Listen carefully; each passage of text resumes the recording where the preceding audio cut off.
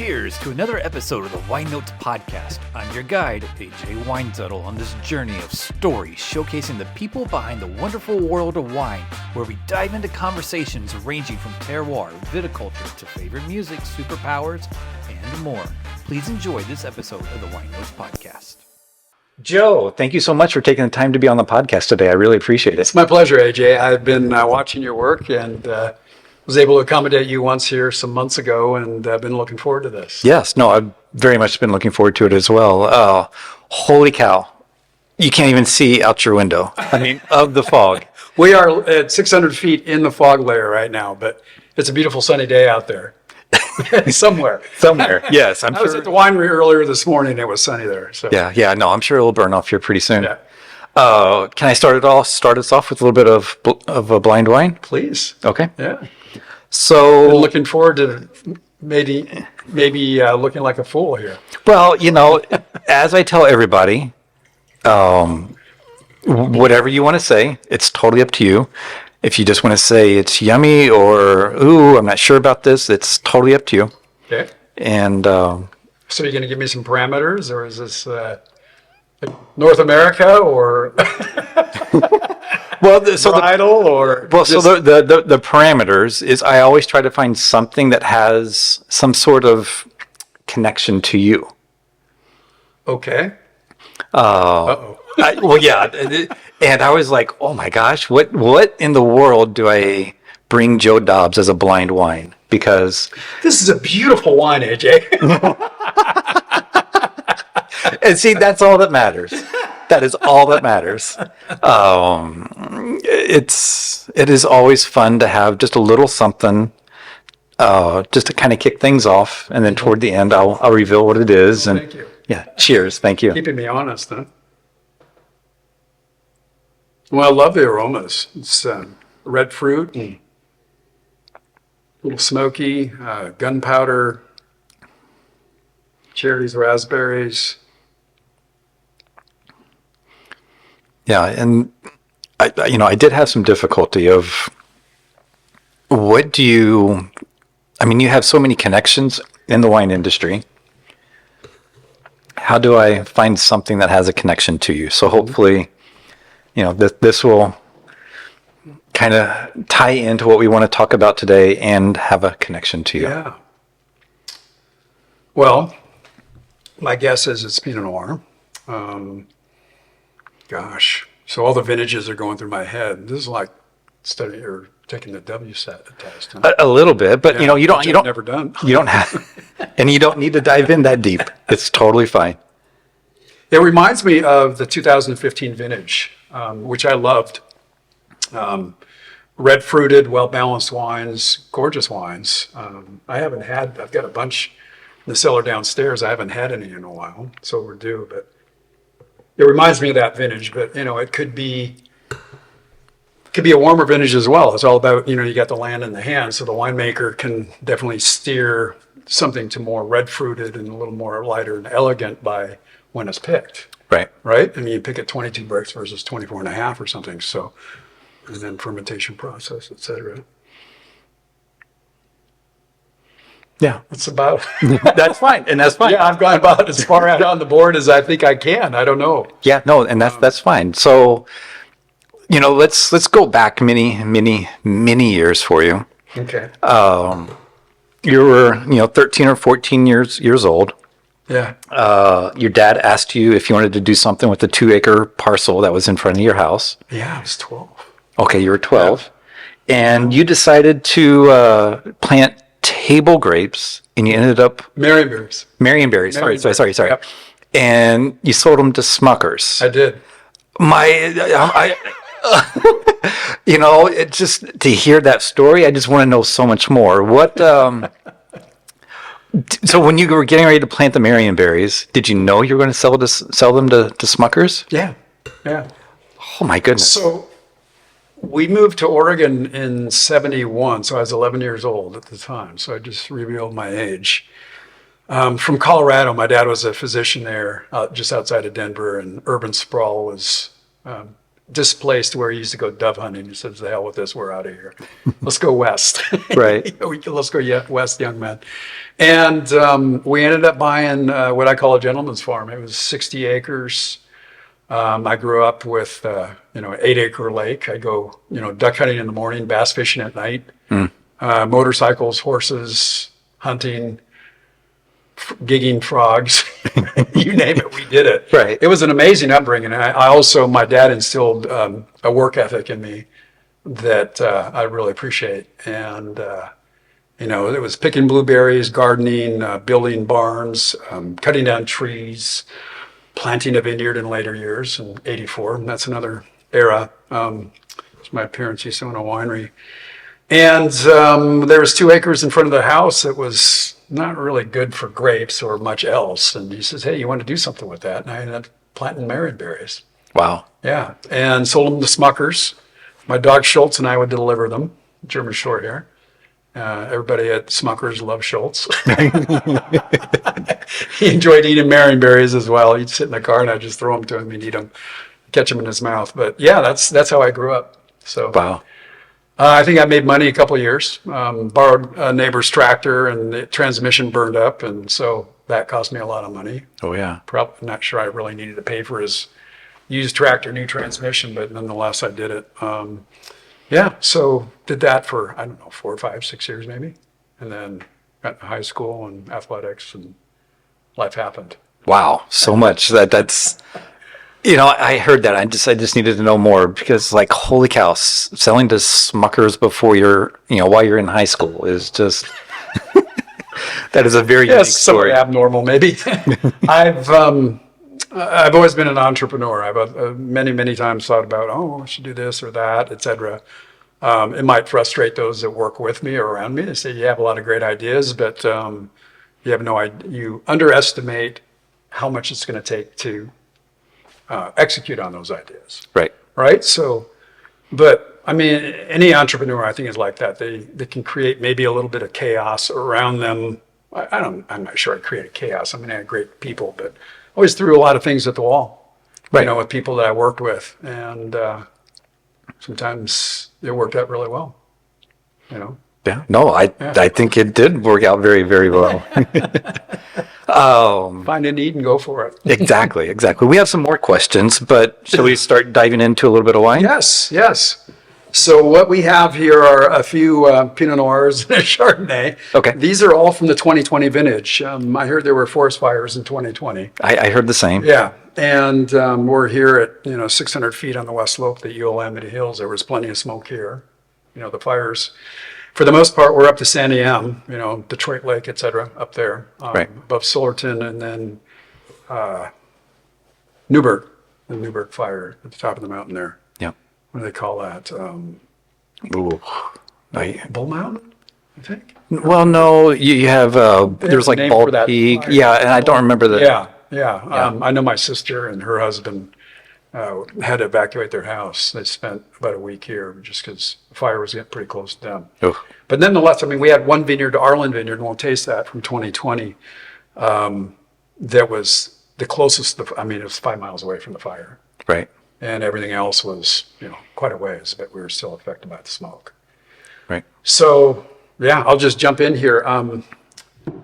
The 2020 vintage, we started making wine here at this estate. It's in 2019. My glasses. Here's the 115. There. Okay. Thank you. From the estate. So Orchard House Estate is the estate vineyard. And then we buy grapes. So we have Kelowna 115 and 114 here. And so here's the 114. Okay. And then we buy grapes from vineyards that I've worked with over the years, and they're labeled under the moniker Old Friends. And so those are limited quantity wines that I've worked with. They're the superstars of the NBA, right? Anybody who's in the NBA is a great player, but then you've got, the LeBron James, Michael Jordans of the world, Quailhurst. So this is Quailhurst. So this is an old friend. So I had 2 years off after my last vintage at Dobbes Family Estate, which I still own half of, and took 2 years off, bought our dream property here and said, okay, well, what do I want to do here? And it was really nice to be able to just take 2 vintages off and really think about how I'm going to structure this brand. Right. And I thought, well, what about the old friends? So here we go. So if somebody joins the Full Circle Society, they can then purchase these limited quantities of these old friend bottlings. Very nice. And let's see, one more. So in 2020, we have about a 12-acre vineyard here, and do this for the Chardonnay. Okay. Thank you. Estate. We have a 12-acre vineyard here, and I had a lot of money invested in organically farming this. And the Labor Day fires popped up, and it's like, well, I didn't even for a second, AJ, think about not making wine. It just didn't make any sense to me. I had probably $70,000 invested in farming the vineyard. What am I going to do? Make rosé? Let the birds eat it? No, I just kind of rolled up my sleeves and went after it. Right. And then the same with our growers as well. What am I going to do? Leave them hanging? Some wineries chose not to make wine for a lot of different reasons. Maybe high in inventory, and or of course from smoke and being concerned about making wines that are tainted, etc. And I've been making wine a long time. A long time. Yeah. I've been making wine in Oregon as a head winemaker since '89. My first vintage in Oregon was 86 and 87 in Elk Cove, and I was in Burgundy in '88 and started in the business in 1985 in Germany. Then when I started, I was at Willamette Valley Vineyards for 7 years, and then started Dobbes Family Estate and Wine by Joe in 2002. So where am I going with this? When you make value-priced wines, you put the oak into the wine instead of the wine into the oak. So for Wine by Joe or other value-priced wines out there, people know the labels. I think it's more difficult to make a value-priced bottle of wine that's of really high quality and still make money than it is to make a $90 Pinot Noir. And why do I say that? Is because you have to shave costs where you can. Exactly. You're farming at higher tonnages. You might be farming in Southern Oregon where they can get 5-6 tons the acre or higher of really high quality Pinot Noir. And more, getting to my point is you're machine picking, right? You can't afford to pick those grapes by hand. No. So the picker goes over the row with beater bars, it hits the grapevines, and guess what comes off? Berries of fruit, also the rachis, mog, material other than grape. It's a common term in the industry, and anybody in the industry will know that. Mog doesn't taste very good in wine. If you've chewed on a green leaf or a leaf petiole, a bird nest, or whatever else might be in there, no matter what, with machine pricked fruit, you're going to be getting some of that in there. And I learned years ago, so I'm just going to reveal what I did. I think we had the feedback from the press and our customers has been overwhelmingly great. Right. And, I've been party to hearing about one industry, owner talking to another winemaker about, who did a good job in 2020, and lo and behold, our name came up. So I'm humbled, I'm flattered. I worked my ass off at it, and I called on some of my history. So getting to the point, I learned years ago that if you use what's called blonde chips, so if you got an oak stave that's 40 inches long, and they cut it at 36 inches to make a high-end French oak barrel, what do you do with that 4-inch stave? Well, they chip it up, they can toast it, and or just do what we call blonde chips. So, fingernail-sized chips Right. that are not toasted, and there's something magical about those that absorbs off characters during the fermentation, so actively in the fermentation. So years ago, I had a 10-ton tank, several of them, at Wine by Joe in Dundee, and I added, chips, no chips, different quantities per ton of chips, and fermented it live and, saw what the results were. Well, lo and behold, those oak chips, those blonde, untoasted chips in the fermenter during the heat of fermentation, in the 80s, maybe low 90s, do something magical, and it's like an eraser. It's like a sponge. It absorbs off characters. So mog, sunburned berries, it's magical. I mean, it does a great job. Wow. In hot vintages, you can have some sunburned berries. You can never sort all those out. No. right? And if you're machine picking, you're not sorting any of those out. Those are in the fermenter. Right. And so, I did some reading, and, there's all kinds of things you can do, carbon and enzymes and this and that, and, pixie dust. And so I had the benefit of Arlen Vineyard, which is clone 4407, up in J.L. Mountain AVA, right on Calkins Lane, right across from Adelstein, owned by Janice Pate, great woman.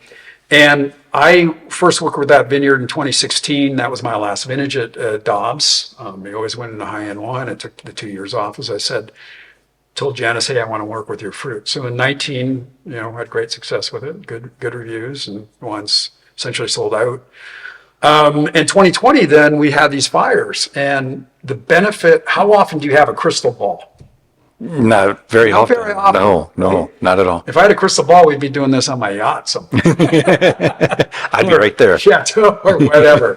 We'd be on the jet. But anyway, I got up at 4:30 in the morning. I had a micro winery set up in my garage, and I'd go up to Janice's vineyard, Arlen, and pick those grapes, bring them down, because that vineyard, it's on sedimentary soil, Riparia Glior rootstock, which is devigorating and promotes ripeness, so you ripen sooner, and clone 4407. So it's like the perfect storm. Right. To have 2.5 weeks advance ripeness of everything else, my estate and the other vineyards that we're buying from, even Quailhurst and Chehalem Mountain, and precipitously ferment numerous experiments with Arlen to see what worked. And, I tried enzymes, I did this, I did that, gelatin, all kinds of things. And lo and behold, the oak chips won, hands down. So I said, okay, that's what we're going to do. And I did it. And, I'm really proud of these wines. The reviews, I think we got 190. We made 6 different Pinot Noirs, 2 from the estate. The Eola bench right here, the black label is a representation of our estate vineyard here that's 450 to 650 feet west facing. And Simonette, which is just down the hill from us. Ken Wright and I worked on the 89 vintage together at Eola Hills Wine Cellars, and he introduced me to that vineyard. It's not by chance that he owns Carter, which is literally across the fence, because the introduction to Simonette, at the time it was called Tupper. So I'm working with 3 different, third owner there from that vineyard, but I digress. It's an amazing vineyard. So Eola Bench is a combination of our estate and Simonette. But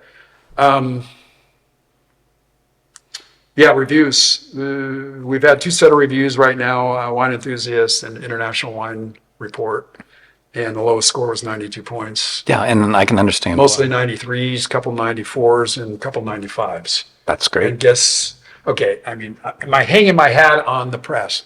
No, but third-party endorsements, especially when you've got a vintage like 2020, where it's like, people, 2020, I don't want to taste it. Right. I mean, I've done tastings and, people are, they're 2020. So instantly they go, where's the smoke, right? Well, there ain't no smoke in these wines. I agree. I mean, here I am. I took a little sip, and on the nose, I get nothing. They're fruity wines. Yeah, and when I say I get nothing, I get no smoke. Yeah, I get no smoke. No creosote, no charcoal, no ash, no kind of burnt Band-Aid. The highest score is Arlen, which was 5 miles from the fire. Mm-hmm. Coincidentally, right? Again, I mean, I don't hang my hat and say, the press says this or that, but I mean, you can stand there all day and tell people what you did, and they're like, yeah, sure, right? Yeah, so no, you when can't. the press comes in, you just go, here it is. Try it, and boom. Yeah, and in 2020, wineries, it is what it is. They chose to either not to make wine, make rosé out of Pinot Noir, maybe do kind of a quick release, maybe more kitschy brand than something they had done before. Right. Protect the reputation of the brand that they built. I get it. I totally get it. For me, it wasn't an option. No, I said, well, I got to do this. Yeah. I'm going to be maybe a little apolitical or not politically correct, but I mean, at the same time, the comment that was made, I didn't think was very politically correct. There was an Oregon winemaker that said, there were 2 in an interview, national press, 2 wineries in 2020, those that made wine and those that wish they didn't make wine. I'm like, okay. Well, I've tasted other Oregon 2020 Pinot Noirs, not a ton of them, and they were pretty damn good.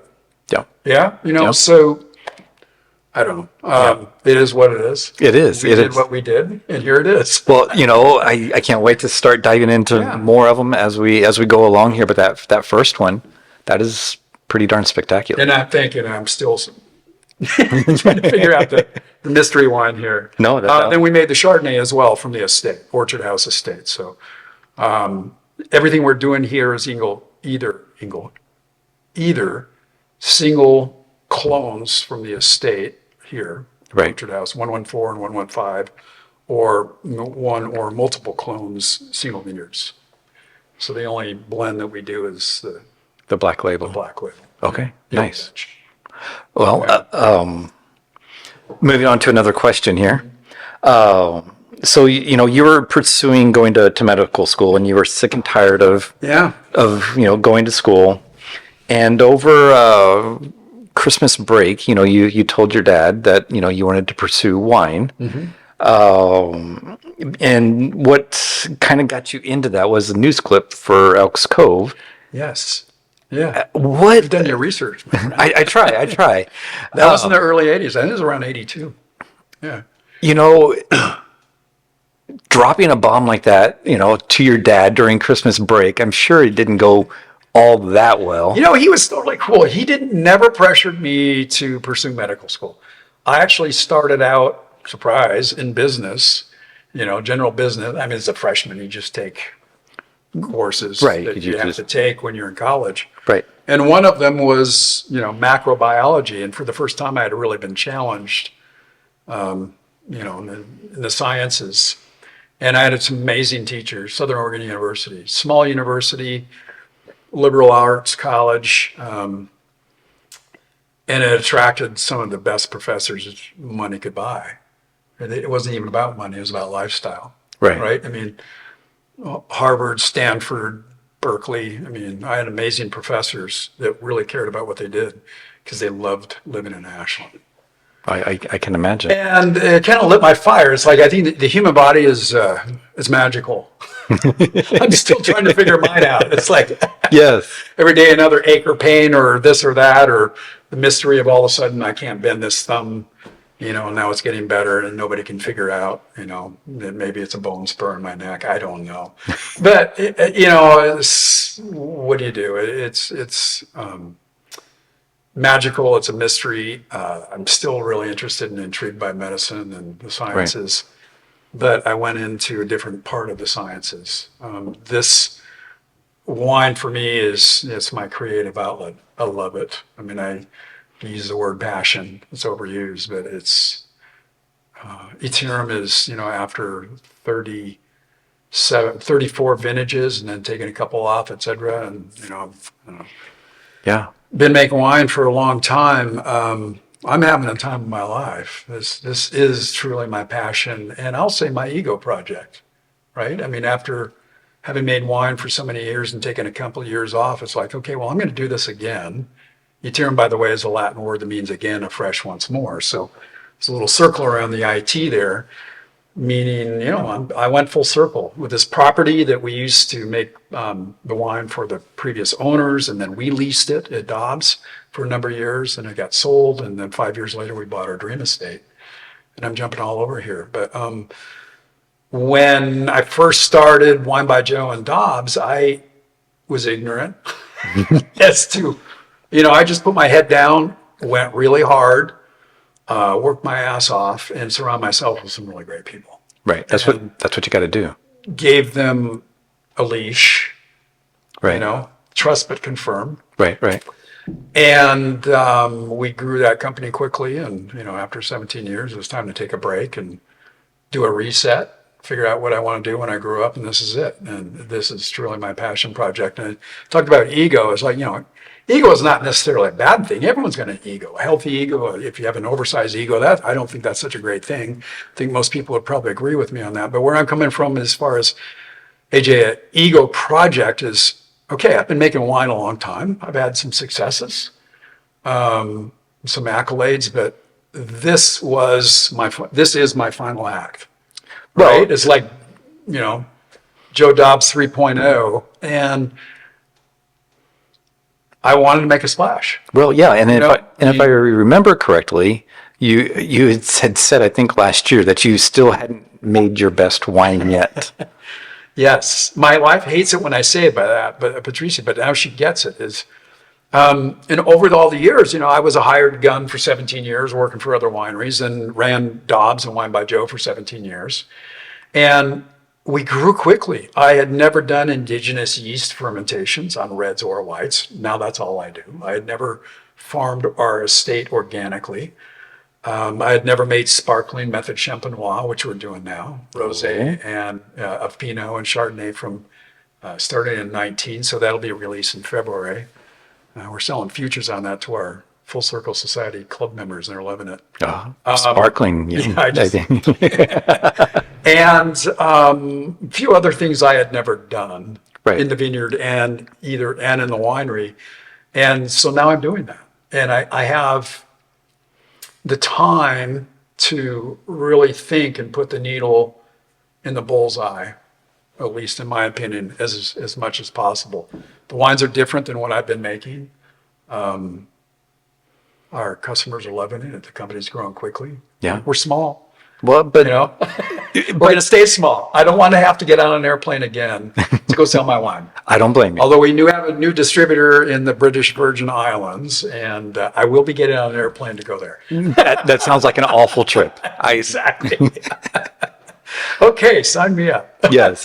So yes, I mean, I think it was around this time last year when I came out and first tasted your wine. Yeah.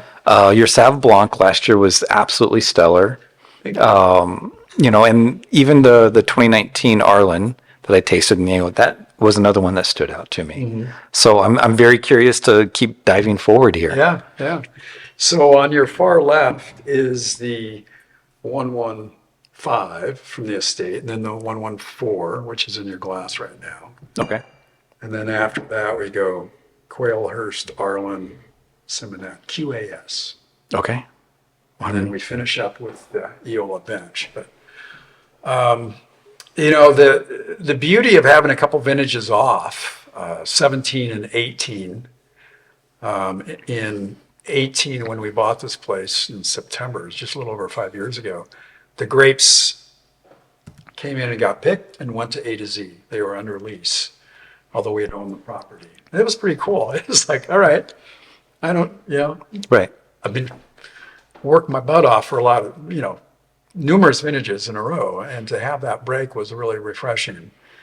And then I got to thinking about, okay, what's this brand plan going to look like? And, you know, in the industry, we talk about the land and the hand. The land is the same. The hand is the variable. So by, you know, the hand, I mean, you know, the winemaker. So you could, cutting to the chase, 114 and 115 are picked on the same day, same indigenous yeast, same cellar, same barrel regime, no filtration, no fining, bottled on the same day. So what's it all boiled down to? It's genetic material, right? Of course. The clones. And people geek out over it. Every year they're the same. The 114 is a little more blue fruited and softer, a little higher pH, a little lower acid at picking time. The 115 is a little more red fruited, and it's split, you know, between the customers. Yeah. Well, yeah. I mean, everybody has a different opinion and different taste in what they like. Mm-hmm. You know, for me, I do like the first one a little bit better because I am a darker fruit person. Yeah. But I love the vibrancy and you know how the second one is showing off. It's really good. Great. Yeah. So over the years, you know, when I was running the daily show at Dobbs Family Estate in our tasting room, I thought about, and I talked to my staff, I said, well, we need to do some single clonal bottlings. And for whatever reasons, I always got shot down. And I was like, okay, well, we got enough to sell them, so I wasn't going to force it on the staff to do something that they weren't really behind. But getting small again, I mean, I'm doing like 1.5% of what I used to make on an annual basis. Right. for both brands, and just do what I want. And that's what you should I mean, be I doing. did that back Right, then, but I mean, now it's like I'm the guy selling. I mean, our business plan is direct to consumer and wholesale direct, Right. where we can do it. And I think So my that's wife and I've got one full-time employee that his first, second, and third priorities are the vineyard. He does a great job, Ryan Right. DeVore. And he's still learning on the job, but doing a great job. Anxious to please, and fruit was immaculate this year. yeah. No, I'm very pleased. So I'm going to go back to 1984 a little bit, and Oregon held the first International Cool Climate Symposium. Yeah. And your dad just struck up a conversation with some random guy in line who was a yeast geneticist or A yeast geneticist from Yeah. Darmstadt University and I in was West Germany at the time. and that conversation totally changed the trajectory of your career because he helped you Yes. get over to Germany. Yeah, I was at the time looking to do a vintage in Europe. In college, I had a good friend. She had done a year abroad in Bordeaux, not in the wine business, but just to study, through an exchange at Southern Oregon University. She was just telling me about how cool it was and need to do that. And I remember too, when I was in high school, there were a couple, big college kids that at a party talking about their bike trip across Europe. Oh, And I'm like, I'm going to do that. Well, I did. I did a 1,000-mile trip over 30 days. I mean, I could have done it in fewer days, but visited friends along the way and right. made new friends and hung out. It was amazing. The French and Swiss Alps, and hung out in Corsica for a couple of weeks on the beach, the rest of my tired body. I can imagine. How did I what were we talking about? Well, yeah, just that conversation got you over into Germany. Yeah, the apprenticeship. So Herr Müller, the yeast geneticist, set me up with Weingut Erbhoff Tesch in Langenlonsheim, West Germany. And so this was in 1985, I did the vintage. And coincidentally enough, Russ Rainey, who is a good friend of mine, the starter of Eversham Wood, recently, passed away. And he did an apprenticeship at the same winery in 71. Oh, wow. I had heard about an American that had done a stage, an apprenticeship there. And lo and behold, at the first industry meeting I came to when I came back to Germany, or came back to Oregon in '86, I met Russ Rainey. Wow. And they didn't have a name of the guy. Right. And we became fast friends and learned that we worked at the same winery. That's amazing. Yeah. But Herr Müller set me up. So I studied the Berlitz tapes, the Berlitz tapes and the little sticker like Cool Schrank and this, and stuck them on things so I knew how to pronounce it. Well, yeah. And I guess I have a knack for languages, or I used to. I don't so much anymore because I don't need another job. But I picked up German quickly. I could read it, I could write it, I could speak it fairly fluently. The first couple of days, Herr Diess, Mr. Diess, the winemaker, who was a graduate of Geisenheim University. So that's kind of like the UC Davis of Germany. Okay. He spoke English to me fluently, and then he quit. And then everybody in the cellar didn't know how to speak English, so it was sink or swim. Oh, man. Yeah. Oof. So I swam. And I think you swam wonderfully. I mean, here we are today. Yeah. So then I came back to Oregon in '86, and Pat and Joe Campbell gave me a job as cellar grunt. Wow. Yeah. That's quite amazing. Yeah, it was fun. Yeah. So this next one. Yep. Did you say this is the Arlen? That is Quailhurst. Oh, Quailhurst. Okay. Yeah. So Quailhurst and Arlen are both from the Chehalem sub-AVA. And the story with Quailhurst, all the old friends have a story. I think the interesting story is Marvin and Deborah Hausman owned the vineyard in the early 2000s. I don't remember when they bought it, but in 2003, I met Marvin, and his wine was being made at another winery. I helped him finish that wine, and then 2003, started making Quailhurst Estate for Quailhurst, for Marvin and Deborah, and Quailhurst Estate for Dobbes Family Estate. Mm-hmm. And, it was one of our most expensive wines, single vineyard. And been working with the vineyard ever since. Now with this, the Lou family, second set of owners. And it is right smack in the middle of the bullseye every year. As far as, it's juicy, great structure, great fruit. Right. Very, very good. Very cool. Love it. It's a real exciting. It's 667 777 clone, and we're going directly to Vadensville 100% from 2021. Wow. The Vadensville is just luscious. I love that clone. It is very much a clone that I enjoy. Sterling Fox, a great guy, owns Sterling Grapevines. He and I worked together at Willamette Valley Vineyards years ago. He was a vineyard manager. We had a great time together. And he took on the task of expanding the Quailhurst estate after the Hausman family sold it to the Lou family. And I was in on the, we were at the time I was at Dobbes, and so we were buying that fruit. And I advised on what I would like to see planted. And Vadensville was one of those clones, 4407, et cetera. So now I'm making wine exclusively from the Vadensville clone.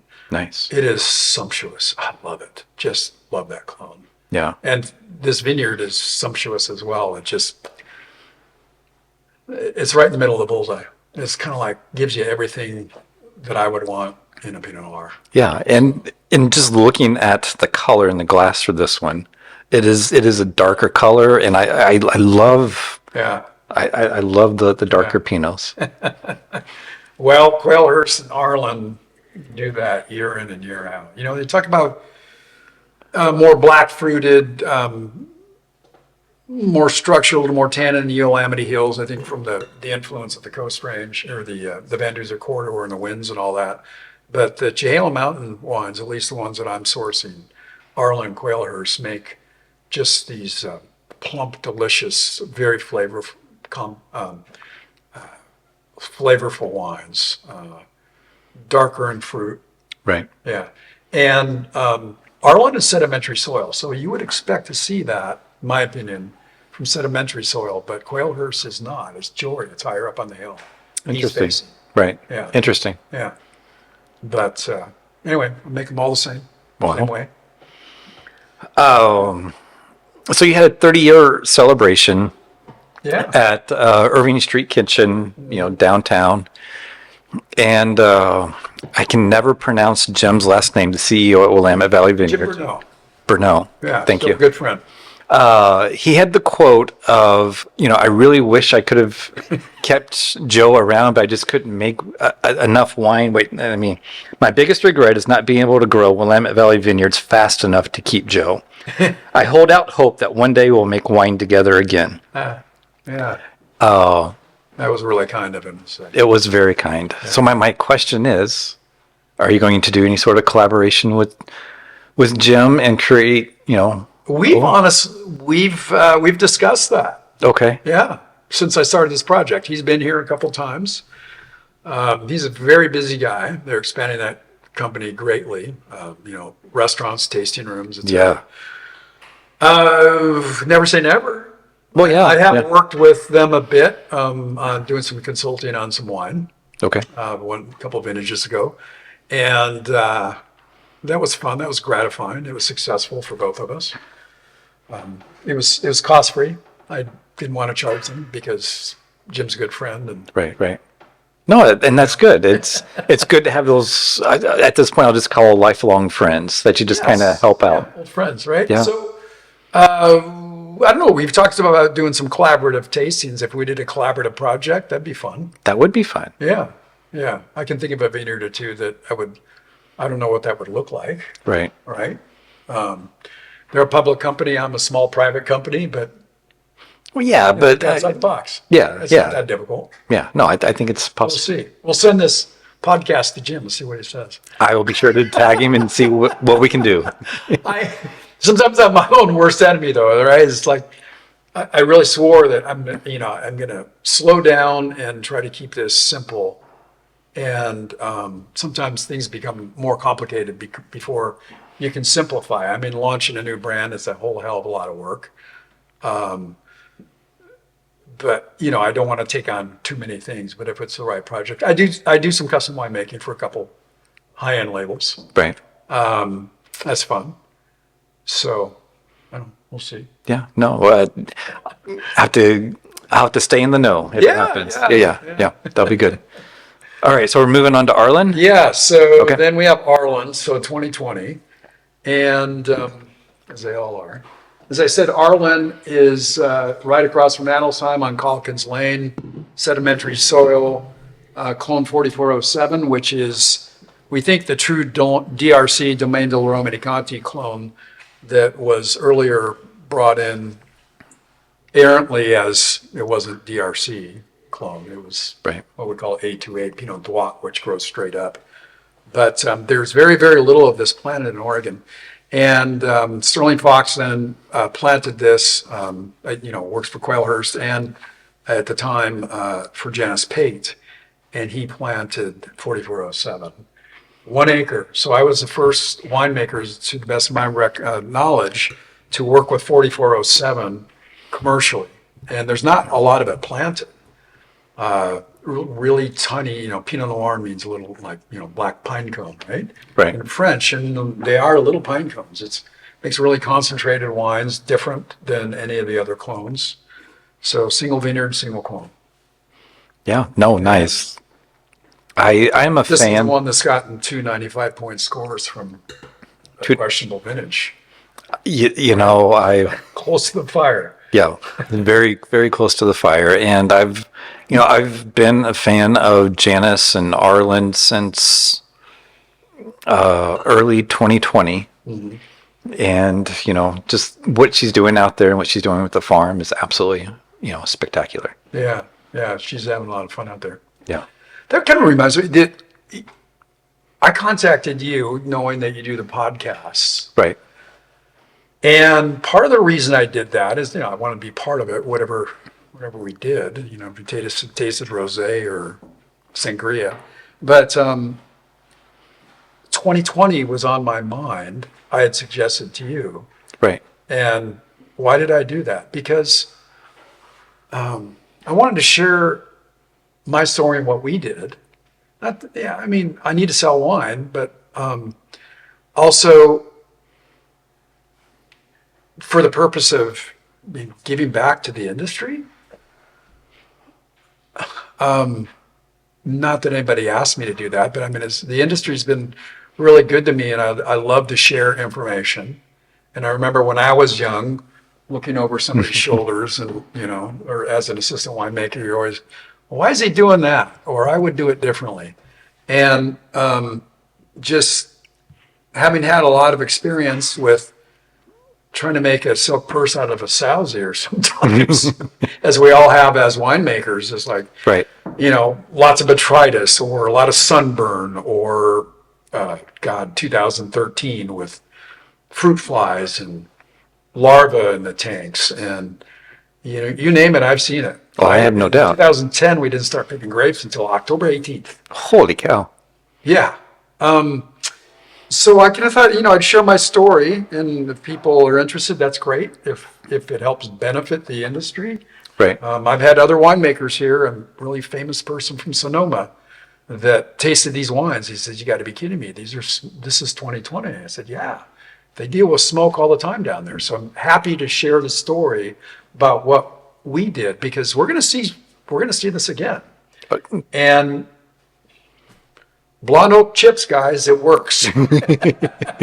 Yeah. And No reverse osmosis, no carbon, no this, no that, no pixie dust. It just works. Yeah, it does work. And Travis Todd, he worked at Wine by Joe, and he has his own label called De La Boo. Yeah. And when I talked to him, he's like, "Oh yeah, I got so much information from Joe on the 2020 and how to I forgot about that. Yeah. how to actually work with my own wine for 2020." So you're teaching so many people and providing so much valuable information. Rising tide lifts all boats, right? Of course. So another thing that, in 2020 is like, okay, do you go for it, or you spend, forest fire kind of vintage like that quick and dirty on the skins and get it off the skins. I went for it. I mean, heat of fermentation, didn't shorten the fermentation, didn't use any whole clusters, I remember, with the stems in there, which is atypical for me. But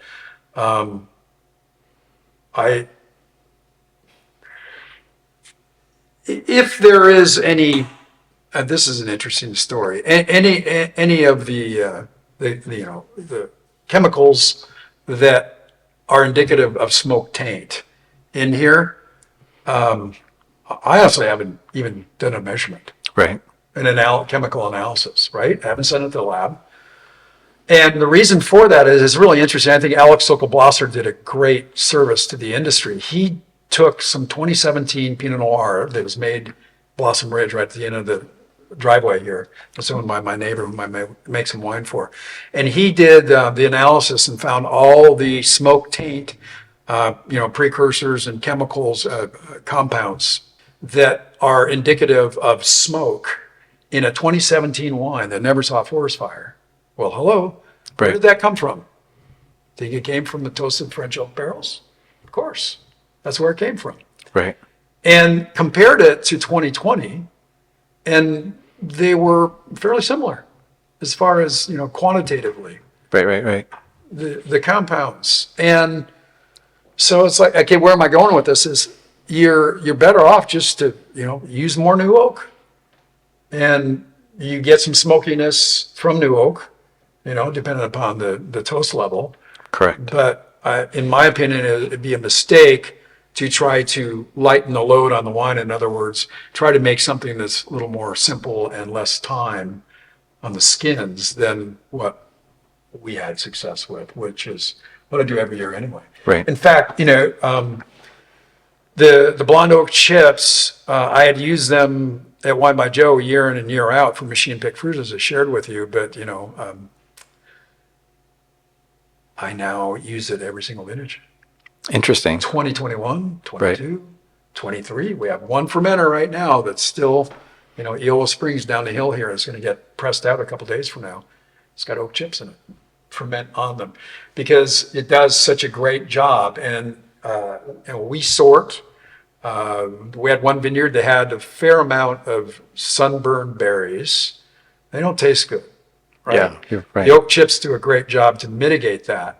But also, if you've been, you get the chaff from the flowers that are stuck inside the clusters after they bloom.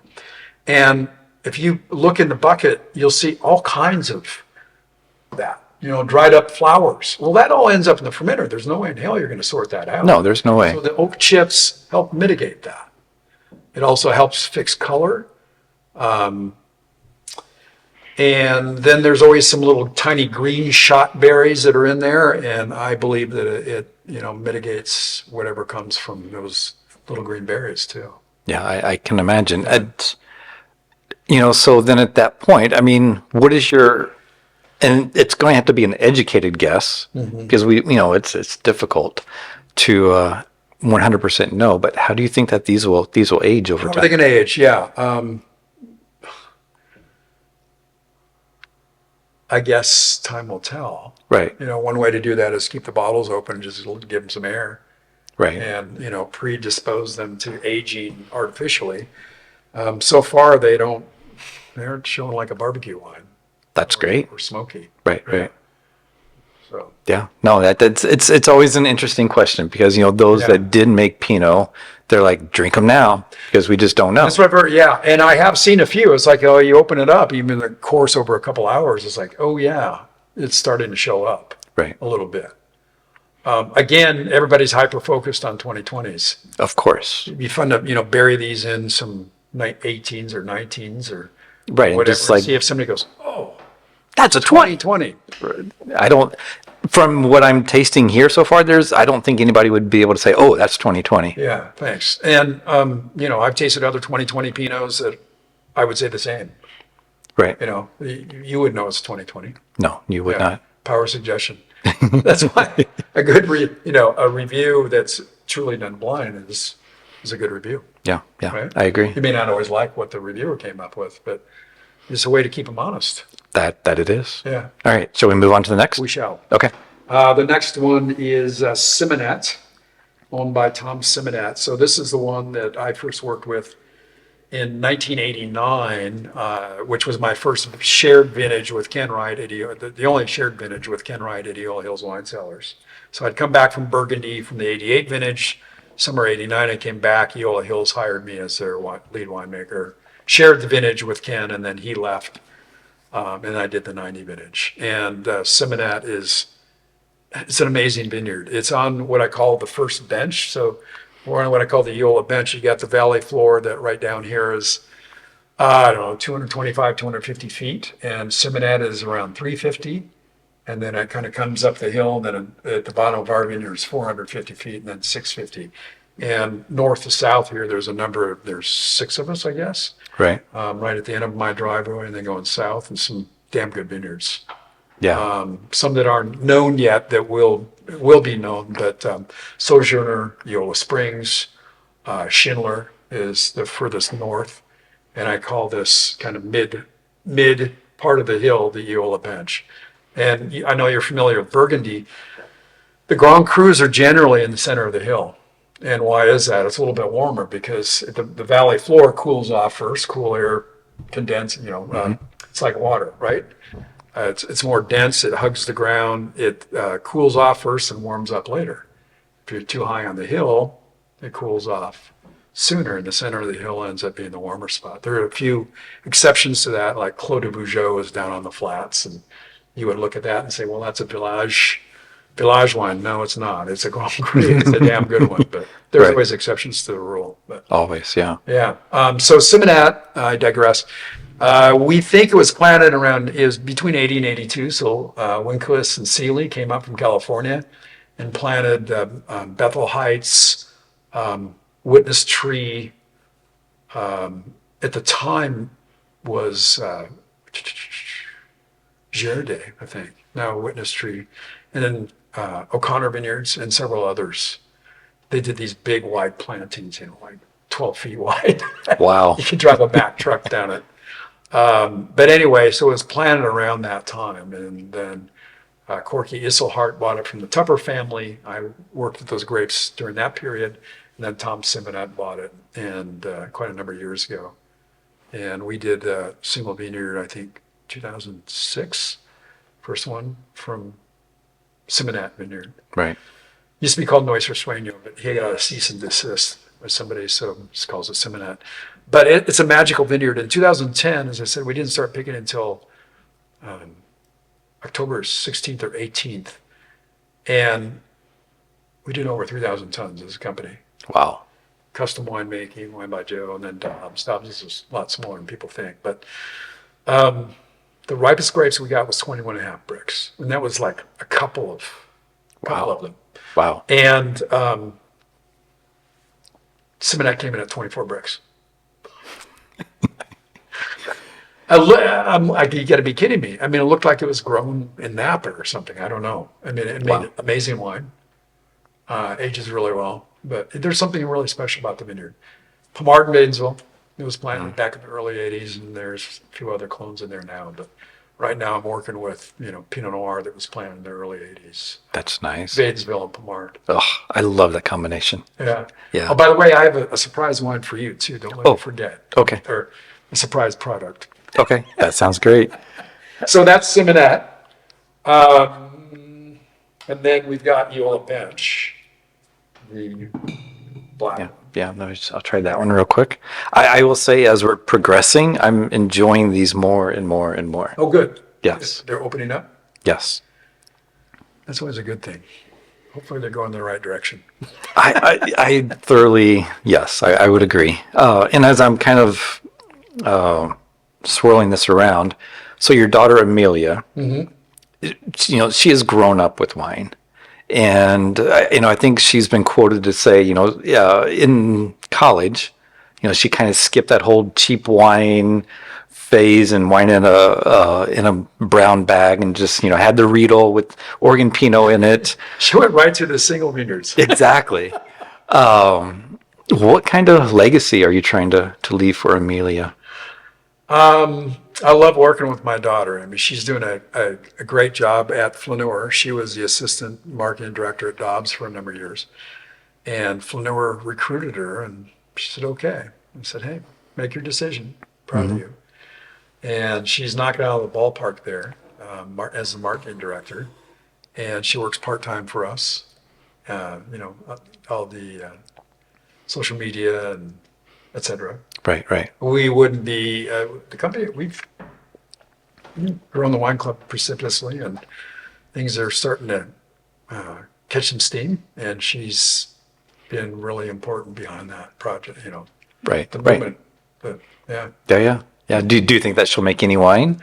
she's actually making a barrel right now. Oh, Yeah. that's awesome. It's been pressed out. It's a blend of the 114 and 115 from our estate. So you got the red fruit and the blue fruit. Oh. She made, I don't know, 10 gallons last year from 114, and this year she's making a whole barrel. That's awesome. Yeah. Yeah, I'm sure you, I don't know. I mean, I have a 15-year-old daughter. I would be proud as all get out. I mean, Yeah. I'm sure you're proud as well. Yeah, I am. She's got her daddy's edge. I'm really proud of her. Legacy. Where she's grown up in the business, and this is what she does. So it would. Who knows what the future is going to hold? Right. I would love to see her get more and more involved over time, but she's really loving what she's doing right now with Flaneur, and they treat her really well, and she's running the show. But yeah. that's great. That's great. So the Black Label, holy cow. Thank you. There's no way if you're just to pour that for somebody, there's no way in heck that they would think that's a 2020. Yeah, it's it's still young. It's still coming out. And all these wines, they're 18 months, 18 months in barrel and then bottled. I'm really pleased with the way it's progressing. Yeah. And again, this is kind of, I don't know if it'll ever happen. It's going to be a lot of work, but I would love to see a sub-AVA Eola bench within the Eola Amity Hills. Ooh. I don't know if something like that would ever happen, but nonetheless, it's on the label. And, Right. starting in 2020, we did, got 2021 in the bottle, 2022 in the cellar yet. That's going to get blended and bottled in the spring. Right. Oh, So, yeah. that would be pretty spectacular. You want to try my little mystery? Yeah, that would be I great. Get up and grab it from the fridge. Okay. Yeah, no, that would be great. It's definitely a mystery wine with that, Isn't that a cool bottle? that is a very cool bottle. It's a sample. I got a couple cases of these that were sent to me for Dundee Mobile Bottlers Bottling Company. They wanted to Yeah, so use this bottle. I'm looking at it. It looks super thick. I'm almost thinking this might be a base wine for sparkling. That's my guess right now. Let's see what you think.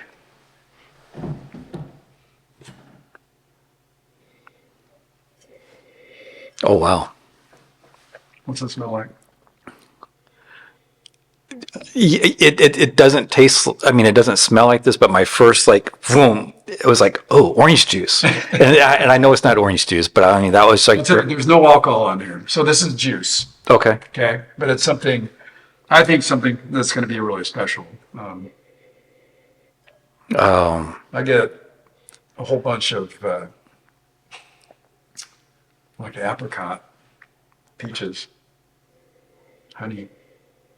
I can definitely, I definitely do get the apricot. And, and when I said orange juice, it was just that initial, this is bright. This is there's this fruity. This is. Yeah. And this is just juice. Okay. So this is 2023 late harvest Sauvignon Blanc. We're going to ferment like a Sauterne, which I've done once before in 1990. So this is Oh my gosh. 34 breaths. Wow. It had detritus. We've got a brand new Saury, Saury, French oak barrel. And I've got 74 gallons of this. So 60 of it will go into the barrel. The rest will be, in a keg and then for topping wine. I'll Wow. bottle it in 375. So this would be something to be wine club exclusive, Full Circle Society. Oh, And this is part of the passion project. I did it once before. right. Turned out beautifully. So, more experience and, how many years, 38 vintages or something like that later. here we are. You get to have some fun. Yeah. That's delicious. It's And I don't know if I would have done this, but I can't remember for the life of me who it was. It was either a customer or a friend of mine said, you should do like a sauterne. I'm like, yeah, it's a lot of work, and yeah.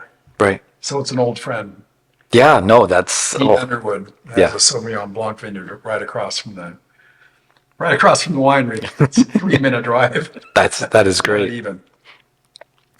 So I have some rapid fire questions for you. Mm-hmm. And then after that, we'll reveal the blind wine and I'll get you out of here. Oh, okay. So favorite artist to listen to during harvest? Oh boy. My favorite band is Simply Red. Okay. They are on their 40th anniversary tour across Europe right now. Oh. He's English. And when I was in Germany, actually I was in Austria at the time, but living in Germany, a good buddy of mine, Brian Van Meter, came over, and we lived the high life for a couple of weeks in Kitzbühel, Austria. It's kind of the Las Vegas of Austria. Right. Skiing, partying like animals. We'd get up, eat a huge breakfast, go skiing, go to the Londoner pub, tie a few on, and then go dancing half the night, and then do it again. And that's when I was younger. And I was in this nightclub, and Nick from Simply Red was playing, and strobes were going, and I was like, I love this guy. And Yeah. I listened to his music a lot. Generally, I've got Joey C. He is my assistant during harvest. He does an amazing job. He worked with me when we were making our wines at Bryn Mawr for several years, and he was their employee. And he can do the work of two people. He's amazing. We don't need even to talk much. It just happens. Right. It's a perfect employee. That's great. Really, he plays kind of hard rock music. So it's like, okay, I let my employees play what they want. Right. So I'm like, oh God, can we change this? I'm not a hard rock guy. Right. Yeah, I can understand. I'm not a strictly Frank Sinatra either, but I do enjoy it. So Yeah. does Joey. But Yeah. anyway, yeah. So Simply Red. Very If nice. you haven't listened to him, the guy's amazing. Yeah. No, I Yeah. very much remember Simply Red. Yeah. Yeah. Your favorite indulgent food? Oh God. A really good pizza. Okay. Yeah, That's- I can pack it away. Anyone will tell you that. Favorite food is probably French cuisine, though, with sauce. I'm kind of a food snob. No, that's When I laugh about when I was in Burgundy working with Christophe Rumier and Dominique Lafon, lived with Christophe for about 9 months, and I joked that the little bit of money that I made went towards toothpaste and Michelin restaurants. And so I can name, the who's who of Burgundy. They were buddies of Christophe's. right. And I was just a hanger-on, and it was a big part of my education. I was just a big sponge, and we'd go out to Michelin restaurants, and everybody would bring wines and tastings in their cellar and all that. So Wow. anyway, Harvest notes, are they digital or handwritten? handwritten and very few of them. Because you got it all up here, right? I sold a little bit of fruit to a really neat guy that's getting into the business from my estate. And I told him when he was at the winery the other day, I said, you'd be surprised how much little chemistry I actually do. Right. I honestly, I don't take bricks on a daily basis during fermentation. Stick my nose in it, stick my hand in it, I taste it, looks good. Next. There you go. Ooh, oh, smells great. I'm going to write it down. Right. Why? I put the attention where it needs to go, and I do measure bricks early on. I do some chemistries, of course, after 4 or 5 days, I call it harvest numbers. Right. So you use a similar nitrogen, and I just send it to, one of the labs, ETS or Core. They do a great job. We're lucky to have them. They do a great job in the industry. And, post-pressing, of course, et cetera, and, do I need to make any acid adds and things like that? But I don't take a lot of notes. That's fair. I do have a notebook. I've got about 3 pages from the vintage. And the notes would be, maybe acid trials or something that's just kind of outside of the daily norm. Right. It's like, why did I do this? Or what was I thinking? Why did I do this? Right. Where do I want to go? But Okay. yeah, No, that's good. If you could choose a superpower, what would it be? flying. Okay. Yeah, I've had many dreams of just flying. That would be Yeah, that would be That amazing. would be awesome. My dream, I guess, is a superpower, is to go back into history. Like, here we are at this beautiful 21-acre estate where I live. What was this like 100 years ago? Oh, Wouldn't that be cool? that would be so I cool. would love to do that. Yeah, just observe and Yes. not like mess with anything in the past. Like, Just what observe. did this look like? Who was here? I would love to go back to, when the Native Americans were inhabiting Oregon. What was Right. it like? Lewis and Clark days, etc. That would be amazing. That would be really awesome. Yes. The last book you read. I mean, it could be physical, it could be audible, or it could even be Embarrassing. like a podcast or I something. I read technical stuff. I've become a YouTube junkie. Yeah. Honestly, I mean, you get lost for hours. How to do this or that. I grew up hunting and fishing, so I enjoy a lot of that stuff. And who is it? Richard Attenborough. Okay. Help me out here. Anyway, I just watched it the other day. It's Yeah. a series, but on the animals and the world and the planet and Nova, things like Right. that. Yeah, I'm yeah. really into. The last book, I don't even remember what I read. It's okay. Yeah, I was just Yeah. But this did bring up a random question for you. You grew up bass fishing, and do you know who Bill Dance is? I don't. Okay, I that's think okay. I've heard the name. Right. So he a TV show, pro bass fisherman out of Tennessee, Oh, okay. All right. and I was just curious if you knew him because No. 10ish years ago, I actually developed his iPhone app for him and got to work with him and Oh, whatnot. really? So I'll be damned. yeah, so I was just curious. Yeah. I don't hunt and fish much anymore. I mean, we had a boat that we used to do a lot of ocean fishing, tuna, halibut, salmon. Right. Epic. Oh, I days can imagine. with my family and friends. And this business kind of got in the way of that. So we sold the boat. It does happen. Patricia convinced me to sell it. Ugh, So I have friends with boats. that's the best kind of friends. Shall I reveal the wine? Yeah. Okay. yeah. No clue. So again, I tried to find something that had a connection to you. Yeah. Right. So, and we were talking about 2020s today. And so this is a 2020 Arlen Pinot Noir. No kidding. No kidding. And this was picked before the fires. Before the fire. Before the fires. Wow. Yeah. That was made by Toma then at Lingua Franca. Correct. Yeah.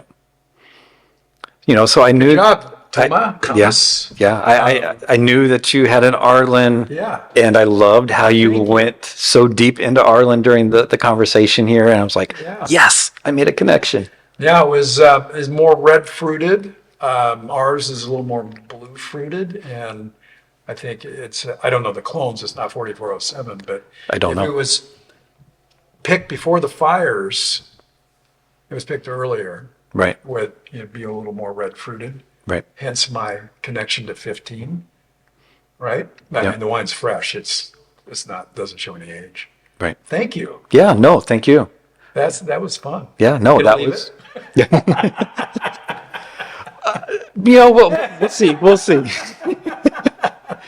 I want to thank you so much for taking the time today to Yeah, my do pleasure. this. This Yeah, was an looking absolute forward to it. blast. Thank you. Yes. And when this is fermented, I'll make sure you get some Oregon Sauterne. Yeah. No, that would be great. Yeah. Yeah. Well, again, thank you so much. Thanks. Yeah. Appreciate it. Thank you. Thank you for joining me on this flavorful voyage through the world of wine on the Wine Notes podcast. I've been your host and guide, AJ Weinzettel, and it's been an absolute pleasure sharing these captivating stories with you. But alas, like the last sip of a fine vintage, our time together must end. But don't fret, my wine-loving friend. The cellar doors of the Wine Notes podcast will always remain open, waiting for you to return and explore new conversations, stories, and musings from the captivating people behind the magical world of wine. Before you go, Hit that subscribe button on YouTube, Apple Podcasts, and Spotify. And don't forget to leave a sparkling 5-star review to help spread the word. Until our glasses clink again, remember to savor life's moments and let the spirit of wine and camaraderie linger on your palate. Cheers, and as always, may your wine glass be full, your heart be light, and your journey